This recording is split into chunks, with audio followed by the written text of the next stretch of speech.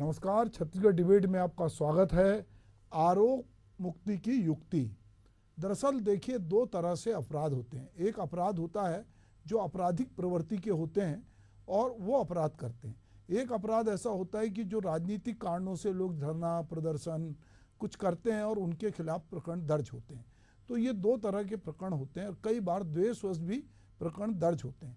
तो जब राजनीतिक दल जिस सत्ता में आता है वो इसकी समीक्षा भी करता है कि ये कौन कौन से प्रकरण हैं और क्यों दर्ज हुए थे। तो छत्तीसगढ़ में जो है फिर राजनीतिक कारणों से दर्ज प्रकरणों को रद्द करने की तैयारी शुरू हो गई है। प्रदेश की विष्णुदेव साय सरकार ने अपने लोगों पर दर्ज राजनीतिक केस खत्म करेगी। इसे लेकर उप मुख्यमंत्री विजय शर्मा की अध्यक्षता में मंत्रिपरिषद की उपसमिति की बैठक हुई। बैठक में राजनीतिक आंदोलन से संबंधित दर्ज केसों पर चर्चा की गई। ये केस विरोध प्रदर्शन धरना रैली के दौरान दर्ज हुए थे। इन्हीं केसों को वापस लिया जाना, इसको लेकर भाजपा और कांग्रेस के बीच घमासान शुरू हो गया। हर सत्ताधारी दल राजनीतिक प्रकरण पर दर्ज एफआईआर रद्द करने की अनुशंसा करता है और उसके आधार पर आगे की प्रक्रिया शुरू की जाती है।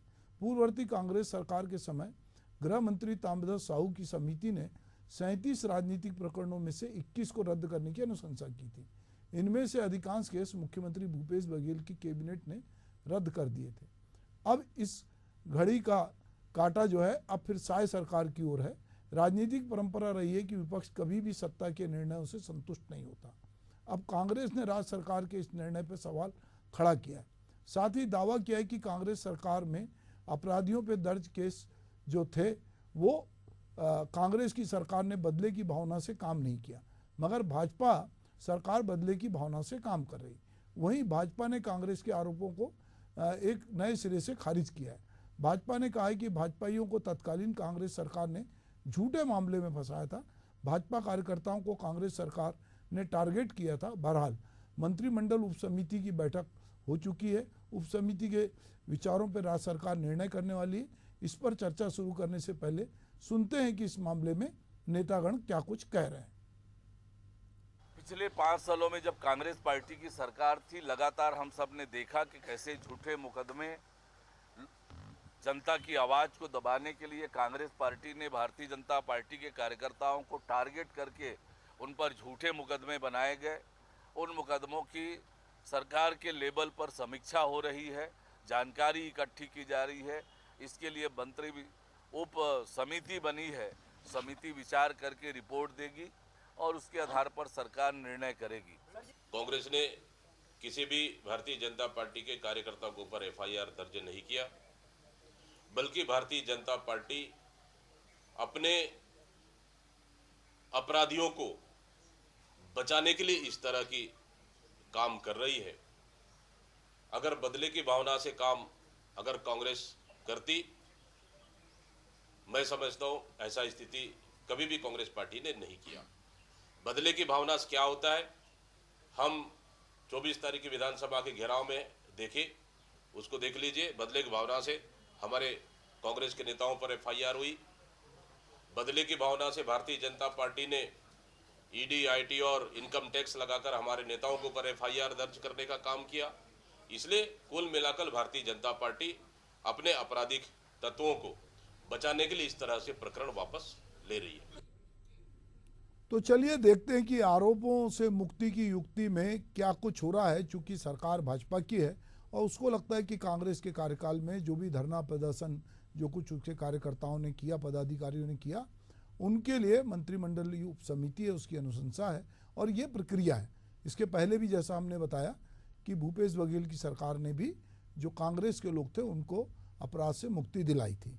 तो हमारे साथ इस विषय पर बातचीत करने के लिए भाजपा की ओर से प्रवक्ता जो हैं निशिकांत पांडे जी हैं, उनका बहुत बहुत स्वागत है।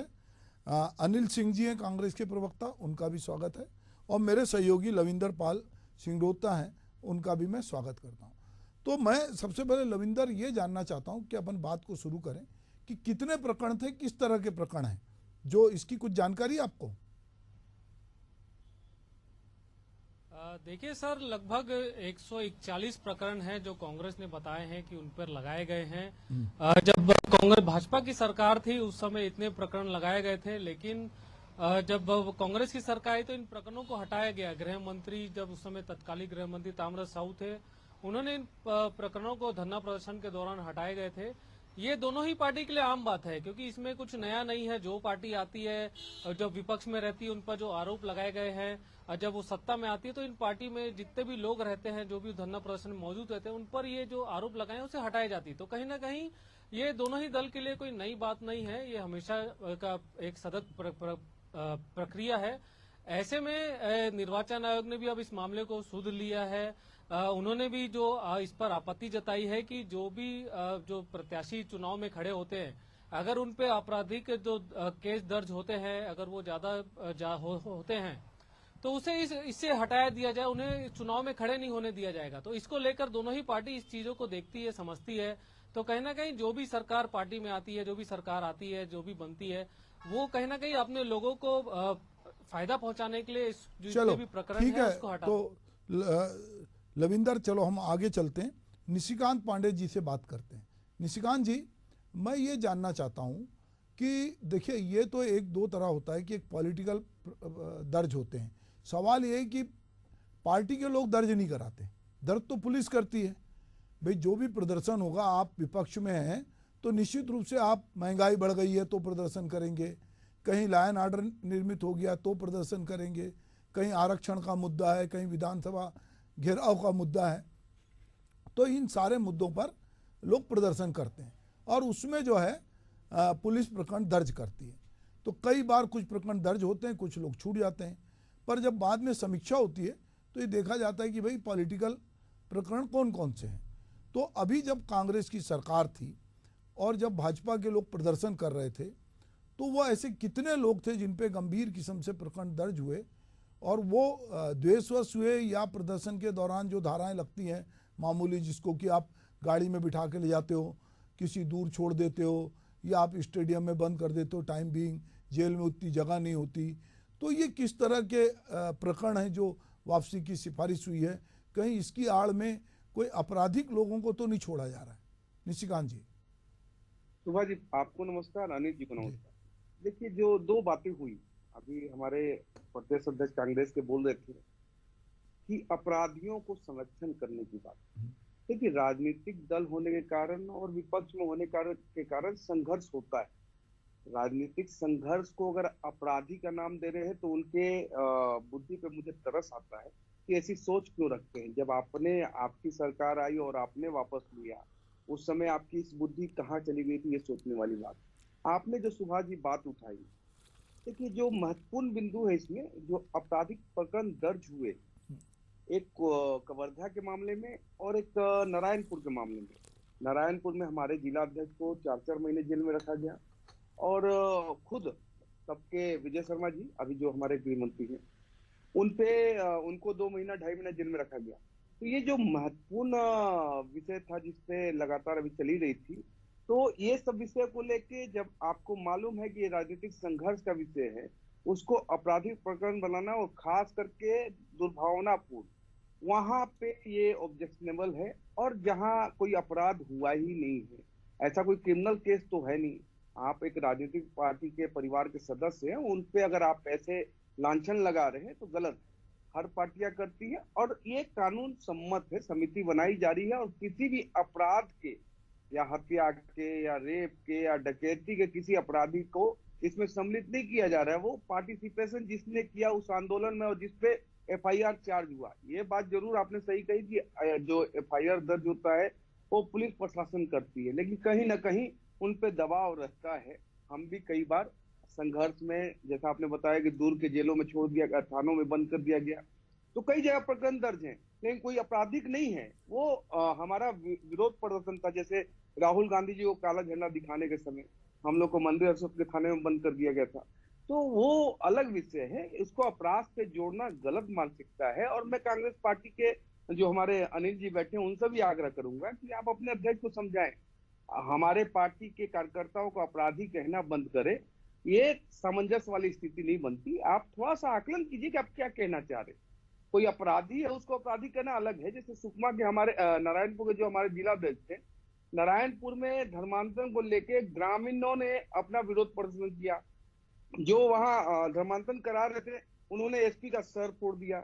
हमारे जिला अध्यक्ष वहां पे ग्रामीणों के साथ विरोध कर रहे थे तो उनको जेल में डाल दिया गया। ये सारे प्रकरण हैं जिनकी बार बार ये लगातार उनका प्रयास था कि हमारे ऊपर से ये प्रकरण हटना चाहिए, और जो सही है वो बिल्कुल हटना चाहिए सुभाष जी, इसमें कोई किंतु परंतु नहीं होना चाहिए। जी सुभाष ठीक ठीक है निशिकांत जी, आपने ठीक बात बोला। अनिल जी, ये जो एक परंपरा रही है, आप अभी हम लोग देख रहे थे कि ताम्रध्वज साहू गृह मंत्री थे, उन्होंने भी जो कांग्रेस के लोगों के खिलाफ धरना प्रदर्शन और चीज़ों के प्रकरण दर्ज हुए थे उनको उन्होंने वापस लिया, और वो उप समिति होती है जो जिस पे इस पे विचार करती है, और उसको भी पुटअप करने वाले अधिकारी होते हैं पुलिस के, क्योंकि उस समिति में सारे प्रकरण की छानबीन होती, कानूनन उसको देखा जाता है। अभी सवाल ये है कि एक राजनीतिक कार्यकर्ता अपना विरोध कैसे दर्ज करेगा। अभी आप लोगों ने पिछले दिनों विधानसभा का घेराव किया और आपके खिलाफ भी प्रकरण दर्ज होंगे, जो भी आपके कार्यकर्ता वहाँ थे। वहाँ पे रोकने के लिए पुलिस ने बैरिकेड लगाया, पानी छोड़ा, सब किया, उसके बावजूद कुछ लोगों ने गिरफ्तारी दी।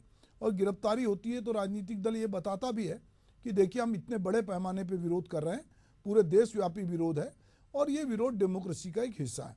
बाद में सरकारें आती हैं और उसको उसकी समिति है, उस समिति उस पर विचार करती है। अभी ये जो प्रकरण वापस होने के लिए उप समिति की बैठक हुई गृह मंत्री विजय शर्मा में, तो इसमें कांग्रेस क्यों आपत्ति है? तो ये तो प्रक्रिया है। अनिल जी देखिए सुभाष जी, आप बहुत पत्रकार हैं, बहुत स्पष्ट कर दूं कि अभी निशिकांत पांडे जी ने भी एक उदाहरण दिया और आपने भी दिया कि विधानसभा घेराव के दौरान हिरासत में लिए गए कांग्रेसी, वहां राहुल जी के खिलाफ ये प्रदर्शन कर रहे थे, वहां हिरासत में लिए गए। तो देखिए इस तरह से जो हिरासत में लिए जाते हैं वो एक्चुअली डिटेन नहीं होते, उनको रोका जाता है कुछ देर के लिए और अपराध दर्ज नहीं होता, छोड़ दिए जाते हैं।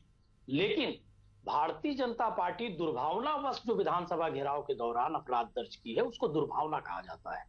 और दूसरी बात देखिए, चाहे सेंट्रल में हो चाहे स्टेट में, लगातार इन लोग जो बदले की कार्रवाई कर रहे हैं, अगर आजादी के बाद से कांग्रेस इस रास्ते पर चलती तो आज ये लोकतंत्र इतना स्वस्थ नहीं हो सकता था जिसका विश्व में उदाहरण दिया जाए।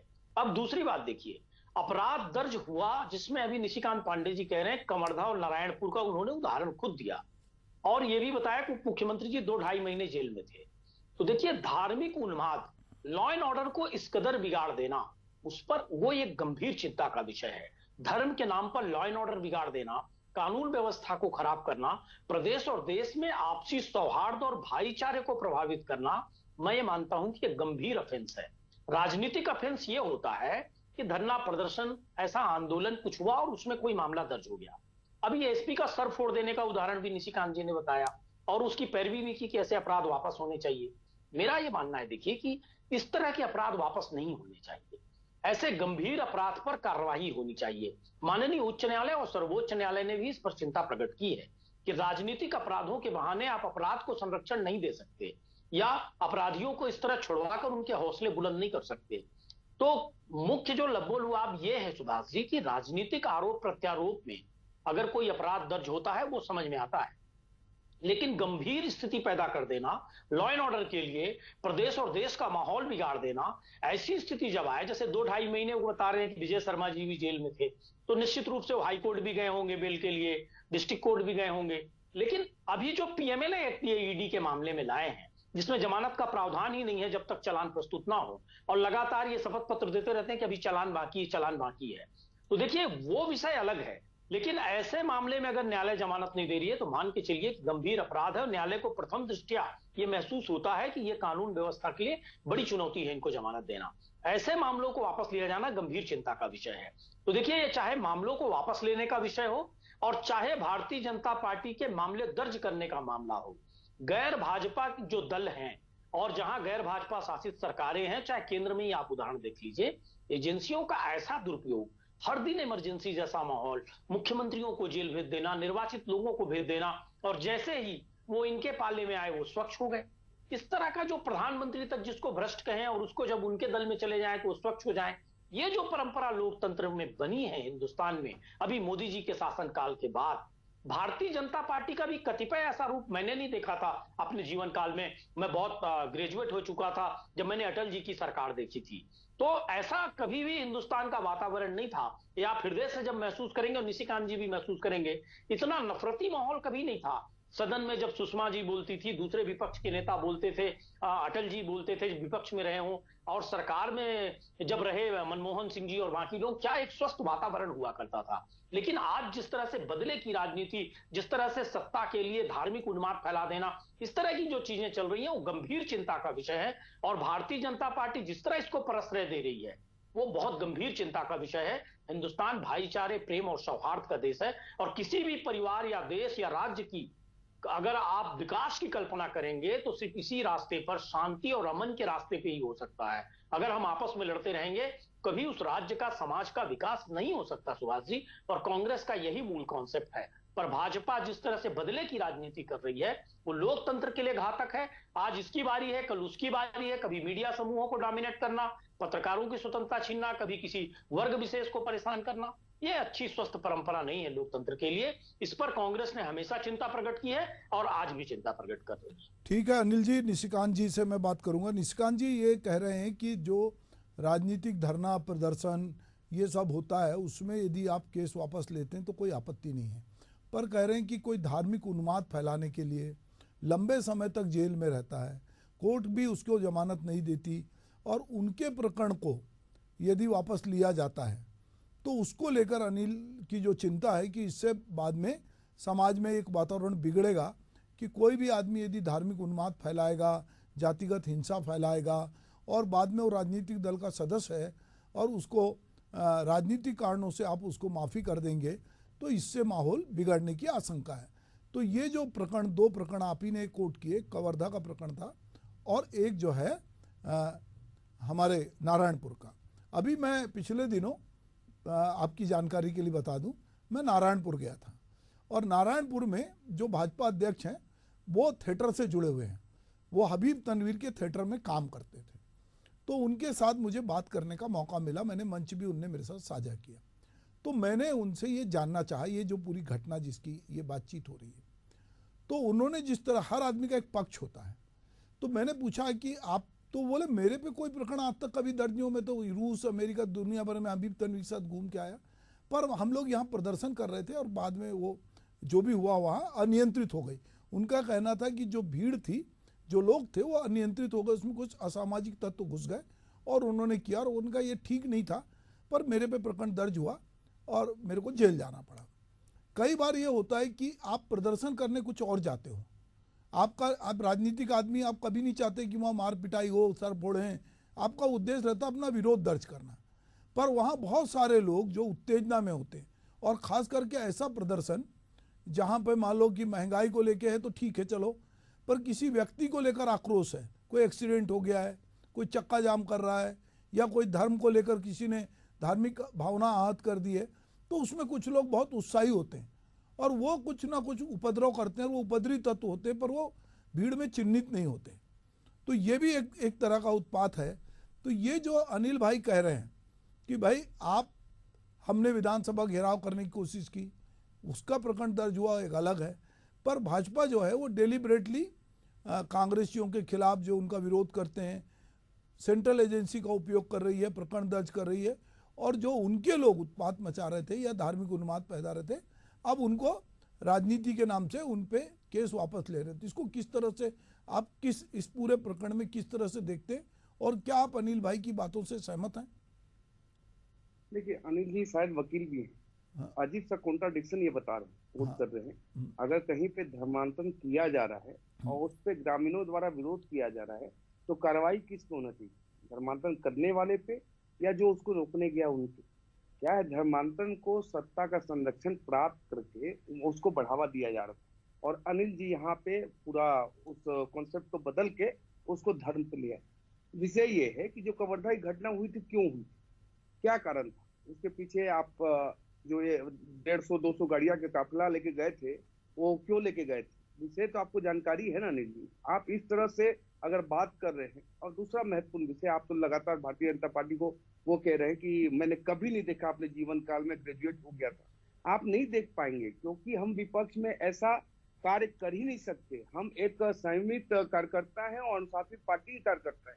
ये हमारे किस्मत में ऐसा विपक्ष लिखा हुआ है दादा, हमारे किस्मत में ऐसा विपक्ष लिखा हुआ है कि देश के सभी संवैधानिक संस्थानों को गाली देना, चुनाव आयोग को गाली देना, प्रधानमंत्री को गाली देना और किसी चीज पे भरोसा नहीं करना, एक भी चीज पे भरोसा नहीं करना है। हाँ, हिंडनबर्ग आ जाएगा तो उस पर भरोसा हो जाएगा, कोई बाहर का लेख आ जाएगा विदेश का, उस पर भरोसा हो जाएगा, लेकिन देश के सारे संवैधानिक संस्थानों को अपमानित करने का काम अगर कांग्रेस पार्टी करती है तो आप कैसे देख पाओगे अनिल जी?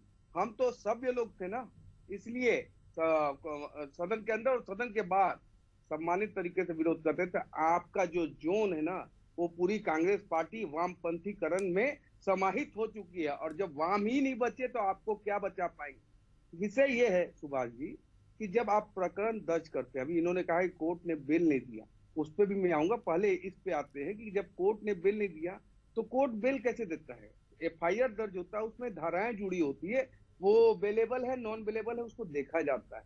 आप अगर धारा ही ऐसा जोड़ दिए किसी के विरुद्ध तो उसको बेल कैसे देगा कोर्ट? दूसरा, अगर यही बात सही है तो आपके लोगों को कोर्ट बेल नहीं दे रहा और आप कह रहे हैं कि एजेंसी बायस है, कैसे?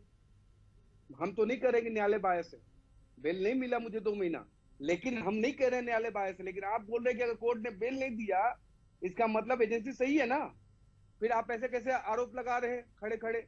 तो दुर्भावना, इनके मन मस्तिष्क में नकारात्मकता ऐसी भर गई है सुभाष जी कि इनको कोई भी चीज अच्छी नहीं दिखा देती। जब आपके कालखंड में जब केस वापस लिए गए, बहुत अच्छा काम था, कार्यकर्ताओं ने संघर्ष कियागा किसी कालखंड में, और ये बिल्कुल राजनीतिक, मैं किसी आपराधिक मामले की बात नहीं कर रहा हूँ, राजनीतिक विरोध में, प्रदर्शन में, आंदोलन में अगर एफआईआर हुआ है और वो गलत हुआ है तो उसके साथ कार्यकर्ताओं के साथ खड़ा होना आपका कर्तव्य है और वो जेन्युइन होना चाहिए। मैं फिर बोल रहा हूँ कि अगर कोई आपराधिक प्रवृत्ति का था और उसको संरक्षण दिया जा रहा है, आप बताइए मुझे एक व्यक्ति का नाम, ऐसा कतई नहीं है।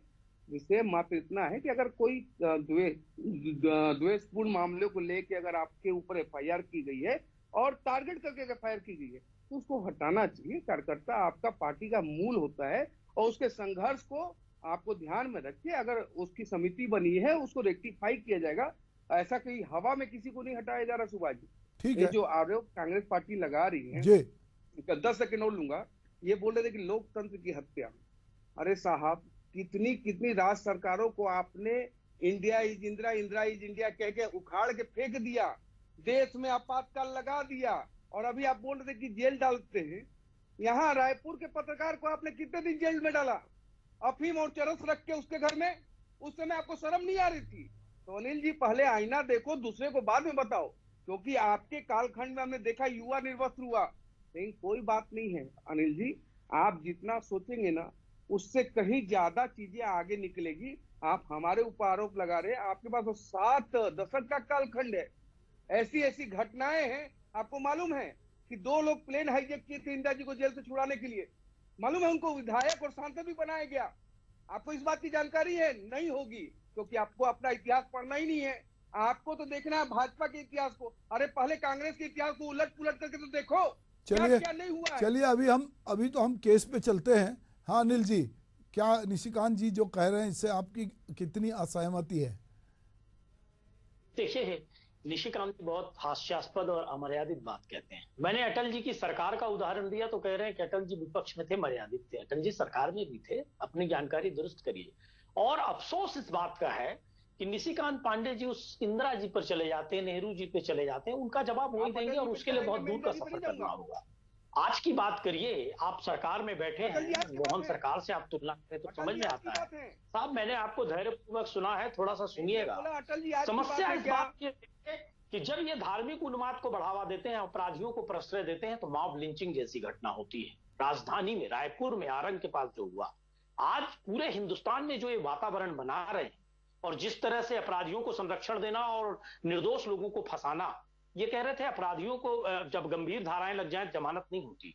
मैं आपको बताना चाहूंगा कि कितनी भी गंभीर धारा पुलिस लगा ले, माननीय न्यायालय को अधिकार है और जमानत मिलती है। हाँ, तब नहीं मिलती जब पीएमएलए जैसा एक्ट आता है। कानून बनाकर आप बार्ड करते हैं, जमानत को रोकते हैं और रोलेट एक्ट की तरह एक एक्ट लाते हैं। जनता को अधिकार तो आपने 10 साल में एक नहीं दिया, एक एमएसपी नहीं दे पाए आप। भोजन का अधिकार, शिक्षा का अधिकार, सूचना का अधिकार, रोजगार का अधिकार सब हमने दिया। आपने दिया पीएमएलए एक्ट, जिसमें यह प्रावधान है कि जब तक जांच होगी और चालान पुटअप नहीं होगा तब तक जमानत नहीं होगी। आपने जमानत को बार्ड किया, कानून बनाकर बार्ड किया, इसलिए जमानत नहीं मिलती। ये बहुत स्पष्ट उत्तर मैंने पहले भी दिया था जो आपको समझ में नहीं आया। और सवाल इस बात का है कि राजनीति में शुचिता का, आज 7 दशकों की आप जो बात कर रहे हैं, उन 7 दशकों के बदौलत ही हिंदुस्तान विश्व का सर्वश्रेष्ठ लोकतंत्र है। नहीं तो एक तथाकथित चाय वाला देश का प्रधानमंत्री नहीं बन जाता हो, देश का गृह मंत्री नहीं बन जाता। आज छत्तीसगढ़ में भी देखिए, आप कह रहे हैं जो 2.5 महीने जेल में था, मुझे तो पूरे अवधि की जानकारी नहीं, आप ही ने बताया। वो प्रदेश का उप मुख्यमंत्री और गृह मंत्री है, वो कानून व्यवस्था संभाल रहा है। ये लोकतंत्र की ताकत है जो कांग्रेस ने आपको दी।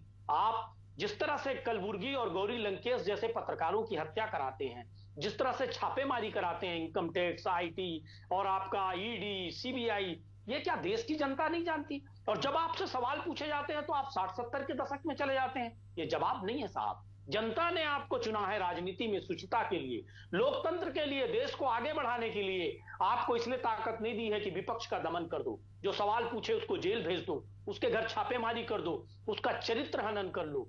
प्रशांत भूषण जी ने जो वीडियो जारी किया था कि हाई कोर्ट और सुप्रीम कोर्ट के जजों तक की यहां खुफिया एजेंसी उनका तक पीछा कर रही है, इससे बड़ी दुर्भावना क्या लेंगे आप? चलिए अनिल जी, कोई कौन बनता है इसके अलावा? हम लोग मुद्दे पे आते हैं। चलिए मैं अपने सहयोगी लविंदर के पास चलता हूं। लविंदर, ये बताओ यार कि ये जो प्रकरण वापस हो रहे हैं, तुमने अगर इसमें स्टडी की हो कि किस तरह के प्रकरण समिति के सामने आए, समिति ने इस पर क्या विचार किया। पहले जो प्रकरण वापस हुए से तुमने बताया कि 141 दर्ज हुए थे, 21 प्रकरण वापस हुए। अभी जो प्रकरण है वो किस श्रेणी के हैं, किस तरह के प्रकरण हैं? देखिए सर, अभी जितने भी प्रकरण हुए हैं, सबसे ज्यादा प्रकरण है उसमें जो धरना प्रदर्शन के दौरान जो हल्ला गुल्ला होता है, जिसपे लगातार सबसे ज्यादा एफआईआर उस पे होती है, सबसे ज्यादा प्रकरण उसी के ही हैं। और एक निशिकांत पांडे जी ने एक बात कही थी कि पत्रकारों को लेकर लगातार फर्जी एफआईआर हो रही है। छत्तीसगढ़ में लगातार, चाहे सरकार किसी की भी हो, कांग्रेस की हो या भाजपा की हो, दोनों ही सरकार पत्रकारों को लेकर सचेत नहीं है। कहीं ना कहीं अभी हमने पिछली सरकार में भी लगातार पत्रकार आंदोलन भी किए थे, लगातार चर्चा भी की थी, मुख्यमंत्री से लगातार वार्तालाप भी कर रहे थे। लगातार हमने छत्तीसगढ़ में देखा, खासकर बस्तर क्षेत्र में, कि वहां के पत्रकारों पर फर्जी एफआईआर करके उन्हें जेल डाला गया। तो क्या, मेरा एक दोनों सहयोगी से सवाल है, क्या पत्रकार सुरक्षा कानून लागू करेंगे? हमने पिछली सरकार से भी पूछा था, इस साल भाजपा की सरकार है, क्या इसको लेकर कोई फैसला उठाएगी क्या सरकार? क्योंकि पत्रकार वो चौथा स्तंभ है जो लगातार दोनों ही दलों के साथ रहता है, विपक्ष के भी साथ रहता है और कहीं ना कहीं पक्ष के साथ भी रहता है, दोनों के लिए कंधे से कंधा मिलाकर काम करता है। लेकिन उस पर भी कार्रवाई होती है, उन पर भी एफआईआर होती है, लेकिन उन पर कभी कोई तो चलिए निशिकांत जी से पूछते हैं, उनकी सरकार, निशिकांत जी, भूपेश बघेल की सरकार ने पत्रकार सुरक्षा कानून जो है वो इंट्रोड्यूस किया था और उसको उस पर काम किया था। और अभी हमारे सहयोगी पूछ रहे हैं कि आपने पत्रकारों के बारे में उल्लेख किया कि उनको भी फंसाया गया। तो क्या पत्रकार या जो जागरूक नागरिक हैं वो इस तरह की चीज़ों में ना फंसे, इसके लिए कुछ भविष्य में सरकार सोच रही है? बिल्कुल इसका चिंता किया जा रहा है और हर व्यक्ति के अधिकारों की सुरक्षा करना, संरक्षण करना प्रदेश सरकार का कर्तव्य, दायित्व है। अभी हमारे मित्र कह रहे थे लोकतंत्र कांग्रेस के कारण जीवित है। भाई साहब, लोकतंत्र देश की जनता के कारण जीवित है। ये देश के सनातन संस्कृति का सबसे बड़ा एक ताकत है जो लोकतंत्र जीवित है। आप तो 7 दशक थे, 200 साल अंग्रेज रहे, 800 साल मुगल रहे, उसके बाद भी लोकतंत्र जीवित है। आप 7 दशक में बोल रहे हो कि लोकतंत्र कांग्रेस के कारण जीवित है। अगर ये ऐसा लोकतंत्र होता है देश में, जब सरकारों को उखाड़ के फेंक दिया जाता है, जब देश में अपराध लगाया जाता है, सिखों का कत्लेआम हो जाता है, देश का बंटवारा हो जाता है, लोकतंत्र को खत्म करने के लिए, कॉन्स्टिट्यूशन को खत्म करने के लिए, मानवाधिकारों को खत्म करने के लिए, अभिव्यक्ति की आजादी को खत्म करने के लिए, वर्ग संघर्ष पैदा करने के लिए, देखिए अनिल जी रुकिए, आप कितने लोकतांत्रिक हमको मालूम है कि अगर डीएनए से पैदा हुआ व्यक्ति अगर आ जाए, देश के संविधान को कुचलने की कोशिश की है, कभी आप दलितों को कुचलते हैं, कभी आप मुस्लिमों को कुचलते हैं, कभी आप महिलाओं के विरुद्ध कानून बनाते हैं। आपने सिर्फ हर वर्ग को बारीकी से कुचलने का काम किया है और संवैधानिक मूल्य की हत्या करना तो आपकी परंपरा बन गई है। सुचिता नाम की चीज आपकी सरकार में दिखाई ही नहीं देती है। और भारतीय जनता पार्टी ने जब से अमित शाह और मोदी जी आए हैं, चलिए मैं आप दोनों को रोकना चाहूंगा। हमारा विषय है कि ये जो लोगों पे सरकार ने केस दर्ज किया है और उसको उप समिति वापस ले रही है, और ये किस मेरिट पे ले रही है, क्या ये राजनीतिक केस थे? और चूंकि पिछली सरकार ने भी ऐसा किया था, ये सरकार भी कर रही है, तो अब ये जब केस का डिटेल आएगा तो ये सबके सामने आएगा कि वो कौन से केस हैं, क्या धरना प्रदर्शन या गंभीर किस्म के हैं। पर यह एक प्रक्रिया बन गई है।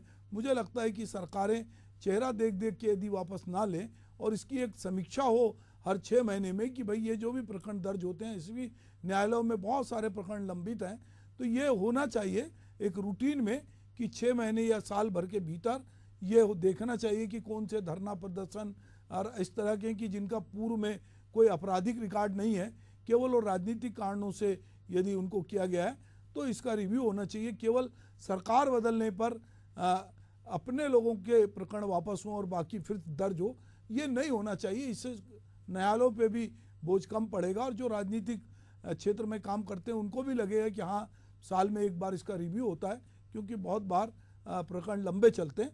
आप मेरे साथ इस डिबेट में शामिल हुए, आपको बहुत बहुत धन्यवाद। नमस्कार।